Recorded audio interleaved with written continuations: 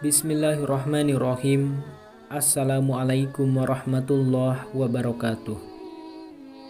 Syukur alhamdulillah kita masih diberikan begitu banyak kenikmatan sehingga kita bisa bertemu di channel ini. Marilah kita senantiasa bersolawat serta salam kepada junjungan kita Nabi Muhammad sallallahu alaihi wasallam. Allahumma salli ala Sayyidina Muhammad wa ala ali Sayyidina Muhammad. Doa dan harapan saya semoga saudaraku semuanya selalu diberikan kesehatan, dilapangkan rezekinya, diampuni dosanya dan dipanjangkan umurnya. Amin ya rabbal alamin. Sahabat beriman, jamaah channel Tadabbur Islam yang dimuliakan Allah Subhanahu wa taala. 7 ayat yang terkandung dalam surah Al-Fatihah memiliki keistimewaan dunia dan akhirat. Surah ini menjadi surah pembuka dalam Al-Quran. Bukankah menjadi sesuatu yang istimewa jika penempatannya di posisi pertama? Surah Al-Fatihah juga disebut sebagai Ummul Quran atau induk Al-Quran. Selain itu, sematan nama sebagai As-Sab'ul Masani, sebab surah Al-Fatihah memiliki 7 surah yang dibaca berulang-ulang. Setiap umat muslim laksanakan sholat baik fardu maupun sunnah pasti membaca surat Al-Fatihah berulang dalam setiap rakaat. Bahkan dianggap tidak sah sholat jika tidak membaca surah Al-Fatihah. Begitu mulianya kandungan yang dimiliki surah Al-Fatihah ini. Intisari yang terkandung dalam Al-Fatihah merupakan nama-nama Allah, perintah ibadah, permohonan ampun hingga syafaat. Rasulullah Shallallahu Alaihi Wasallam pernah bersabda, diriwayatkan dari hadis riwayat Ahmad dan Al-Bukhari, kalau surah Al-Fatihah menjadi surah paling agung, paling utama dan paling baik. Sahabat beriman yang dirahmati Allah, inilah rahasia Allah di balik surah Al-Fatihah. Yang pertama yaitu sebagai induk Al-Quran. Dijadikannya Al-Quran sebagai induk atau Ummul Quran karena ia bisa menjadi rujukan segala sesuatu. Surah Al-Fatihah sudah merangkum semua isi dari Al-Quran itu sendiri.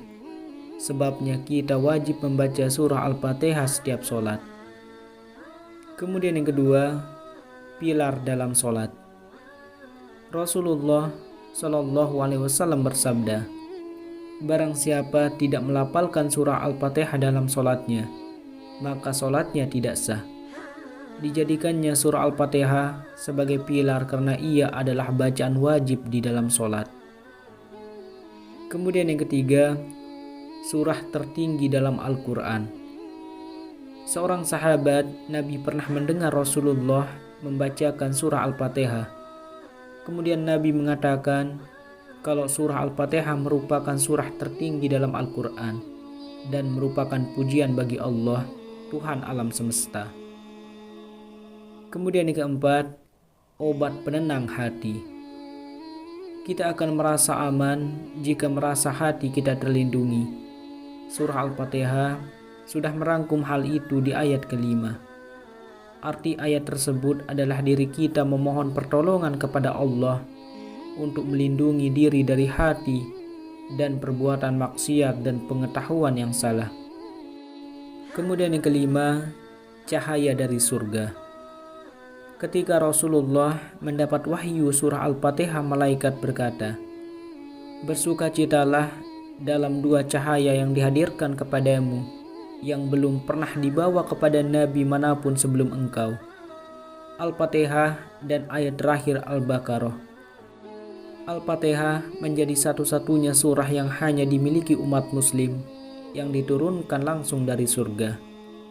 Kemudian yang keenam, yaitu obat segala penyakit. Surah Al-Fatihah bisa menjadi obat hanya jika membaca dan yang dibacakan mengimani surah tersebut. Pernah diriwayatkan dalam sebuah kisah, jika salah sahabat Nabi tergigit kalajengking, kemudian dibacakannya surah Al-Fatihah untuk menyembuhkannya. Sahabat beriman yang dirahmati Allah, itulah 6 rahasia Allah di balik surah Al-Fatihah. Semoga ini bermanfaat untuk kita semua dan menjadi pembelajaran untuk kita. Amin ya rabbal alamin. Wassalamualaikum warahmatullahi wabarakatuh.